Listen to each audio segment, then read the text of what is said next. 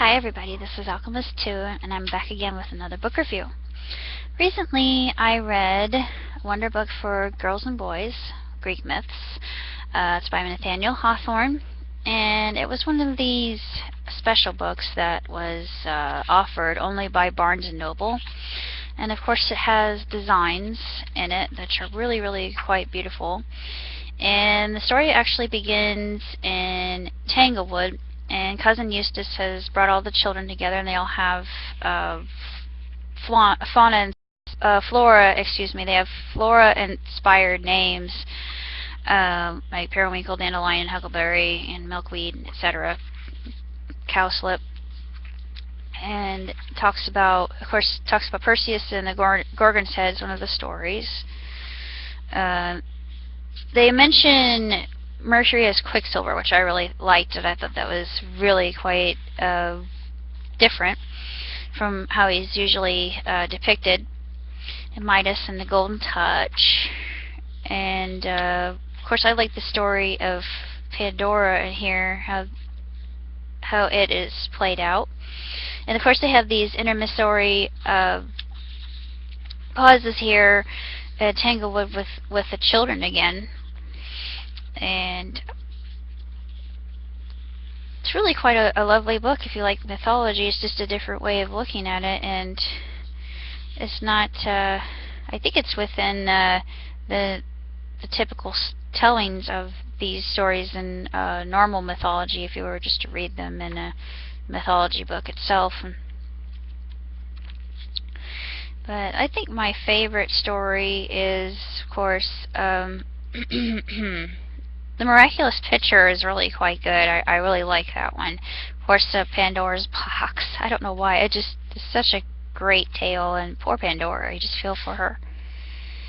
And the Chimera. And I think that's about it. Other than that, but I was wanting to see if I could find one of the illustrations to show off how just really lovely they are. Perseus enamored by nymphs.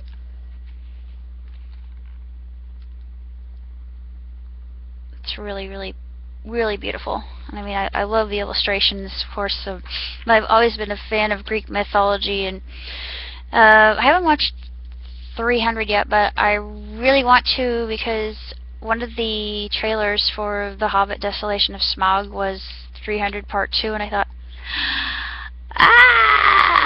and me loving Greek mythology as much as I do, yeah, I'm definitely going to have to see that now. Know what the heck's going on, but I'm definitely going to watch 300 and do a review of that ASAP. But anyway, this book, if you're a lover of mythology and Nathaniel Hawthorne, of course the language is very common to that time, so it may be a little bit more tedious or troublesome, maybe a little bit cumbersome for modern day readers to actually pick a book like this up and read it. But you know, the language really didn't bother me all that much, because I've read other time period pieces, era pieces that were common, more common to that actual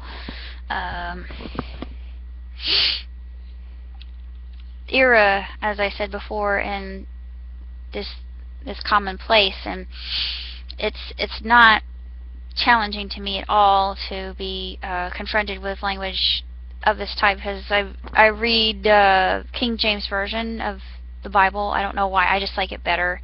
It's just, to me, it's more poetic, but everybody has their own favorite version that they prefer to peruse. Mine's KJV, so I guess I'm one of those people. I'm a thespian, and the thespian must have poetic language, blah blah blah. And she likes it because it's just so very lyrical and melodic and mellifluous, and the way that it flows off and trips off the tongue, and just creates quite the vivid